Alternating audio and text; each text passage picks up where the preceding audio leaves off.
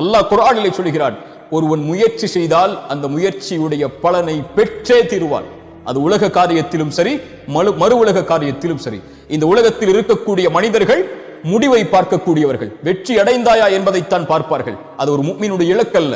ஒரு முஃமினுடைய இலக்கு எல்லா காரியத்திலும் முயற்சி மட்டும்தான்.